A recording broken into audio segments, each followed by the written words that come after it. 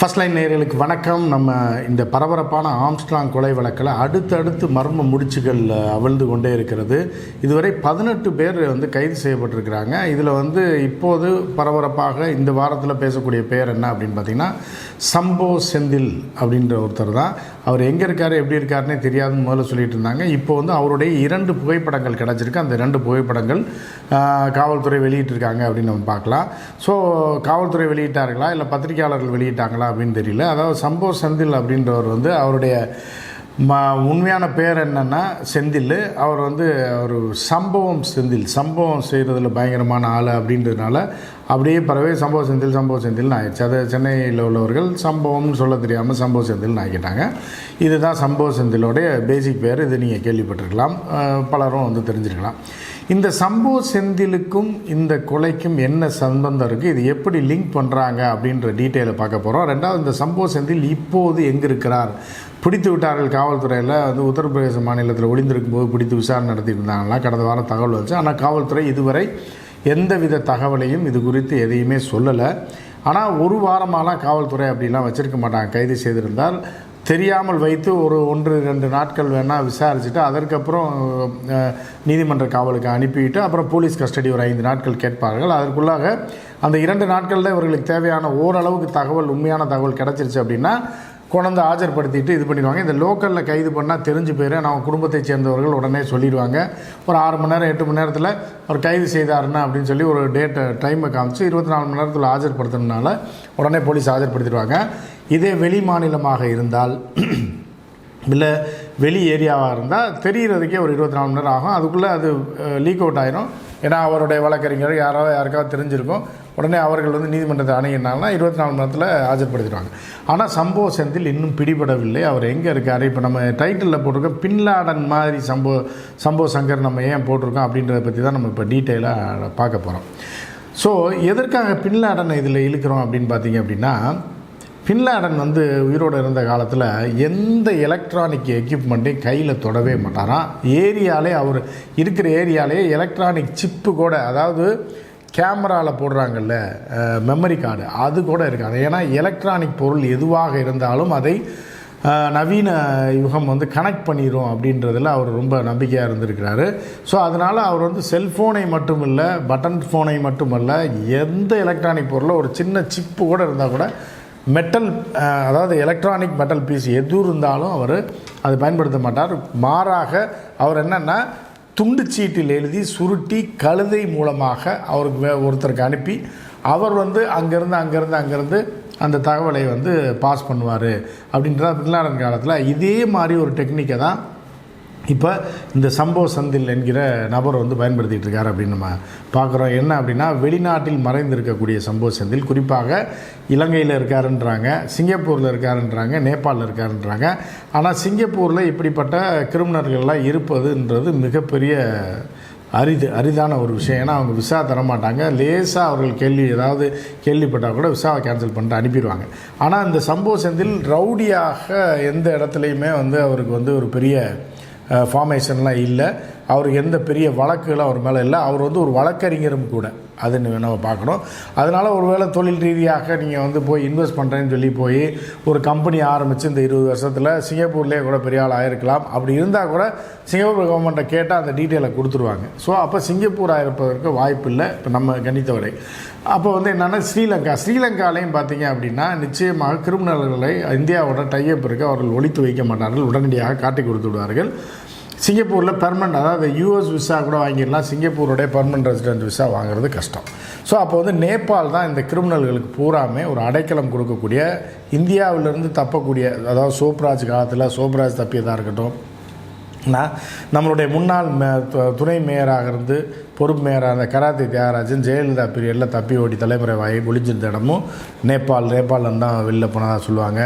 பலரும் தப்பிக்க, கொலை குற்றவாளிகளும் மிகப்பெரிய ஆட்கள்லாம் தப்பிக்க பயன்படுத்துவது நேபாள். ஏன்னா நேபாளுக்கு போகணும் அப்படின்னா அது வேறு நாடாக இருந்தாலும் அந்த நாட்டுக்கு பாஸ்போர்ட் இல்லை, தேவையில்லை. நீங்கள் ஆதார் கார்டை ஏதோ ஒரு என்ட்ரியை போட்டு நீங்கள் பாட்டு போயிட்டே இருக்கலாம். காசு கொடுத்தீங்கன்னா அதுவும் இல்லாமல் அந்த நாட்டுக்குள்ளே உள்ளே போயிடலாம். அங்கே போய் ஃப்ரெஷ்ஷாக பாஸ்போர்ட்டில் டிக்கெட் போட்டு போனால் உங்களை யார் நீங்கள் எங்கே இருக்கீங்கன்னா கண்டுபிடிக்க முடியாது. அப்படின்ற மாதிரி நேபாள் தான் சந்தேகத்துக்குரிய ஒரு இடமாக இருக்கிறது. அதுபோக சம்பவ செந்தில் உத்தரப்பிரதேசில் ஏதோ நிறுவனம் அலுமினிய நிறுவனம் வைத்திருப்பதாகவும் அங்கே வந்து போலீஸார் பிடிச்சிட்டாங்க அப்படின்ற மாதிரியான ஒரு தகவல் இருக்குது. இப்போ சம்பவ செந்தில் பொறுத்தளவுக்கு யார் என்ன அப்படின்னு பார்த்தீங்கன்னா தூத்துக்குடியை சேர்ந்தவர்னு சொல்கிறாங்க. சம்பவ செந்தில் இவர் வந்து என்னென்னா வெங்கடேச பண்ணையாருடைய டீமில் வழக்கறிஞர் டீமில் இருந்தவர் அப்படின்றாங்க. வெங்கடேச பண்ணையார் கொலைக்கு அப்புறம், அதாவது என்கவுண்டருக்கு அப்புறம் இவரே தனியாக ஒரு தாதாவாக உருவெடுத்து பல பேருக்கு சம்பவம் பண்ணுறதுக்கான இப்போ இதெல்லாம் போட்டு கொடுத்தாரு. பல வழக்குகளில் ஜஸ்ட் மிஸ்ஸில் தப்பிச்சிருக்காரு அப்படின்ற மாதிரி. இங்கே வந்து சென்னை புறநகரில் ஒரு பெரிய இண்டஸ்ட்ரி வச்சுருக்காரு. அதில் வந்து அலுமினியம் ஃபேக்ட்ரி மாதிரி, அதில் நிறையா ஊருக்காரவங்க, அதாவது தூத்துக்குடியை சேர்ந்தவர்லாம் வேலை பார்க்குற மாதிரி ஸ்டாஃப் மாதிரி வச்சுட்டு அவர்களை அனுப்பி கூலிக்கு கொலை செய்கிறாங்க இல்லையா, கூலிப்படையாக அவர்களை பயன்படுத்துவது, கொலைக்கு பயன்படுத்துவது போன்ற சம்பவங்கள் இவர் ஈடுபட்டு வந்ததாக போலீஸார் வந்து சந்தேகிக்கிறாங்க. இருந்த போதிலும் சம்பவ சங்கரோடைய ஃபோட்டோ அவர்கள்ட்ட இல்லை, ஒரு ஃபோட்டோ தான் இருக்குது. ஸோ இப்படி இருக்கப்போ வெளிநாட்டிலேருந்து இப்போ இந்த கொலைக்கு வந்து யார், நம்ம ஆம்ஸ்ட்ராங் கொலையில் இவர் எப்படி உள்ளே வராரு அப்படின்னு பார்த்தீங்க அப்படின்னா, இப்போ சென்னையில் பொறுத்தளவுக்கு நீங்கள் நம்ம வெளிநாட்டில் உள்ள பார்வையாளர்கள் நிறையா பேர் இருக்கீங்க. அரபு நாடுகளில் இருக்கீங்க, மலேசியாவில் இருக்கீங்க, சிங்கப்பூரில், அது பல நாடுகளில் இருக்கீங்க, இலங்கையில் அதிக பேர் இருக்கீங்க. உங்களுக்கு தெரியறதுக்காக சொல்கிறேன். சென்னையில் வந்து பார்த்திங்கன்னா புறநகர் பகுதியில் வந்து அது வந்து டெட்ராய்டு அப்படின்வாங்க. அதாவது இந்தியாவின் டெட்ராய்டு தான் சென்னை அப்படின்ற மாதிரி சொல்லுவாங்க. ஏன்னா கார் தயாரிப்பு நிறுவனங்கள் பூராமே அங்கே இருக்குது. ஹியூண்டாய் இங்கே இருக்குது, ஃபோர்டு இருக்குது, மிட்சுபிஷி இருக்குது. இந்த மாதிரி பல நிறுவனங்கள் வந்து இங்கே இருக்குது. சரியா, டட்சன் இருக்குது. இப்படி நிறைய கார் தயாரிப்பு நிறுவனங்கள் பூராமே இந்த எங்கே அப்படின்னா சென்னை புறநகர் பகுதியில், குறிப்பாக பூந்தமல்லியை தாண்டி இருக்கக்கூடிய வேலூர் போகக்கூடிய அந்த ஹைவேல, பெங்களூர் ஹைவேல நிறைய இண்டஸ்ட்ரீஸ் இருக்குது. இப்போ இந்த இண்டஸ்ட்ரீஸில் இருக்கக்கூடிய ஸ்கிராப்பை எடுப்பதற்காகவும் அந்த வேஸ்ட்டாக இருக்கு இல்லையா, அதெல்லாம் வந்து அவர்கள் வந்து கழித்து கட்டிடுவாங்க பெரிய ரேட்டுக்கு. இப்போ 1 கோடி ரூபாய்க்கு போகக்கூடிய ஒரு விஷயத்தை ஒரு 10 லட்ச ரூபாய்க்கு 7,000 தான் 90 லட்ச ரூபா உடனே கைமாற்றி விட்டுலாம், லாபம் வரும். ஸோ இப்படி இருக்கும்போது ரவுடிகளும் கட்ட பஞ்சாயத்துக்காரர்களும் சில அரசியல்வாதிகளும் என்ன பண்ணுறாங்கன்னா, லஞ்சம் அந்த இது கட்ட பஞ்சாயத்து கொலை இது இந்த மாதிரி பண்ணுறதுல சொற்பமாக கிடைக்கும், போலீஸில் மாட்டிக்கிடுவோம்.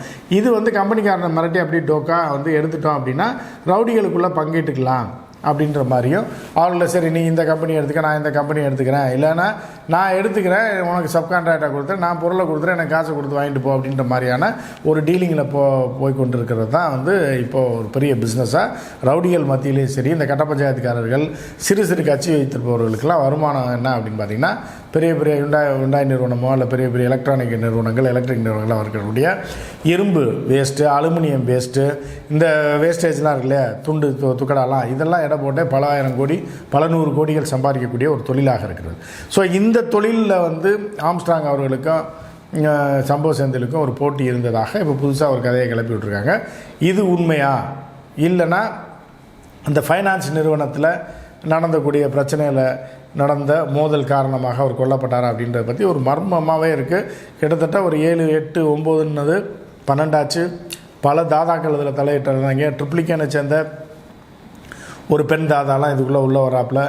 இன்னொரு வந்து சாராயம் கஞ்சா வச்சுருந்த சில்லற தாதா ஒரு லேடி, அவள் உள்ளே வர்றா, அவளை கைது பண்ணுறாங்க. இப்படி 18 பேரை வந்து சென்னை காவல்துறை கைது செய்திருக்கிறாங்க. எல்லார்ட்டையும் தீவிரமாக விசாரிச்சிருக்காங்க. இந்த வழக்கை அறகுறையாக முடிக்கணும்னு நினச்சா காவல்துறை எப்போயோ முடிச்சிருக்கலாம். சரி, கொன்னவன் மாட்டிட்டான், அதாவது ஸ்பாட்டில் இருக்கவன் கேமராவில் உள்ள விஷுவலோடு மாட்டிட்டான். யாரும் அவனை எப்போ சொன்னால் இவர் அவருன்றதை அதோட கதையை முடித்து விட்டுருக்கலாம். ஆனால் கமிஷனர் அருண் அவர்கள் வந்து நிச்சயமாக உண்மையான குற்றவாளியை கண்டு வந்து தோண்டி போனால் தோண்ட கிணறு தோண்ட பூதம் வருவதைப் போல் சம்பவ செந்தில் வந்து என்னென்னா, நான் ஏற்கனவே சொன்னேன்ல ஃபின்லாடன் அப்படின்னு, என்ன அப்படின்னு பார்த்தீங்கன்னா எல்லாமே வாட்ஸ்அப் காலு, அதுக்கப்புறம் வந்து என்ன அப்படின்னா இந்த சிக்னல்னு ஒரு இது இருக்கிற சாஃப்ட்வேர், அதில் கால் பண்ணி பேசுகிறது, இதிலெல்லாம் வாட்ஸ்அப் கால்லெல்லாம் பண்ணிங்கன்னா ரெக்கார்டே பண்ண முடியாது அப்படின்றதுனாலையும், இதில் உள்ள டாக்குமெண்ட்ஸ் எதுவுமே இருக்காது, ரெக்கார்டு எதுவுமே இருக்காது, அவர்கள்ட்ட போய் கேட்க முடியாது. அது ரொம்ப அது அதாவது எப்படின்னா ரகசியத்தை அவர்கள் பாதுகாப்பாங்க. இப்போ சிக்னல் அப்படின்னு ஒரு இது இருக்கு இல்லையா, அதே மாதிரி நீங்கள் இன்னும் பல விஷயங்கள் இருக்குது. இப்போ ஃபேஸ்புக் இருக்குது. இப்போ ஃபேஸ்புக்கில் வந்து நீங்கள் கால் பண்ணி பேசலாம், சரியா, அது எல்லாருக்குமே தெரிந்த விஷயம். இன்ஸ்டாவில் பேசலாம். ஸோ இந்த மாதிரியான சோசியல் மீடியா மூலமாக தான் சம்பவ செந்தில் வந்து இந்த கொலையில் ஈடுபட்டவர்களுடைய இல்லை அவருடைய இதுக்கு திட்டமிட்டவர்களுடைய அவர் பேசியிருக்கிறார். ஏன்னா அதனால் அதோட என்ன பேசியிருக்காங்க, என்ன டேட்டான்னு எடுக்க முடியல. அது போக வந்து என்னென்னா இதற்கெல்லாம் பிரத்யேகமாக செல்ஃபோன் எண்களை வேறு ஒரு பேரில் வாங்கி வச்சுட்டு வேறு நபர்கள் தொடர்பு கொண்டிருக்கிறதுனால இதில் ஆனால் போலீஸ் பிடிச்சிடுவாங்க. நீங்கள் யாரோடைய நம்பரை நீங்கள் வாங்கி யார் பேரில் வாங்கினீங்கனாலும் இப்போ நான் இருக்கேன்னு வைங்களேன், என்னை தொடர்பு கொண்டு தான் ஆகணும். இப்போ நீங்கள் புது நம்பர்லேருந்து வந்தாலும் யாரா இது புது நம்பர்னு போலீஸ் பிடிச்சிரும். அந்த புது நம்பரில் யார் இருக்கா அப்படின்றத யார் வைத்திருந்தார்கள் என்பதையும் காவல்துறை கண்டுபிடித்து விடும். ஆனால் கொஞ்சம் டிலே ஆகும் அப்படின்ற ப்ராசஸில் போயிட்டுருக்கு. பின்லாடன் ஸ்டைலில் நீங்கள் வந்து எலக்ட்ரானிக் மீடியாவை வந்து வேறு மாதிரியாக டீல் பண்ணி இந்த சம்பவ செந்தில் இன்று வரை தப்பித்து வருகிறார் அப்படின்றாங்க. அவர் வெளிநாட்டில் ஏற்கனவே இருக்கிறதாக சொல்கிறாங்க. இப்போ இந்த கொலைக்கு அப்புறம் தப்பிலாம் ஓடல, வெளிநாட்டில் தான் அவர் இங்கே உள்ள கிடைக்கக்கூடிய பணத்தை வந்து இன்வெஸ்ட் பண்ணிவிட்டு வேற ஒரு நாட்டில் அவர் இருக்கார். அது என்ன அப்படின்றது காவல்துறை கண்டுபிடித்து விட்டது. விரைவில் வந்து அவரை தூக்குறதுக்கான வேலைகளை பார்க்கும் அப்படின்னு ஒரு தரப்பு சொல்லப்படுது. சம்பவ செந்தில் கைதானால் நிச்சயமாக முழு உண்மையும் வெளிவருவதற்கான வாய்ப்புகள் இருக்குது. எனவே முதல்ல வந்து ஆருத்ரா பக்கமாக போன இந்த வழக்கு அப்புறம் அப்படி டைவர்ட் ஆகி இப்போ சம்பவ செந்தில் பக்கமாக இது திரும்பியிருக்கு.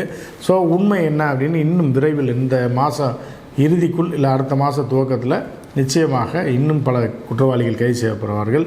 நேற்று கூட ஒரு குற்றவாளி கைது செய்யப்பட்டிருக்கிறார். அவரும் வழக்கறிஞராகத்தான் இருக்கிறார். ஸோ வந்து இது அடுத்த கட்டமாக எப்படி போகுது அப்படின்றத அப்டேட்டை நான் உங்களுக்கு கொடுக்குறேன். மற்றொரு நிகழ்ச்சியில் சந்திப்போம். நன்றி, வணக்கம்.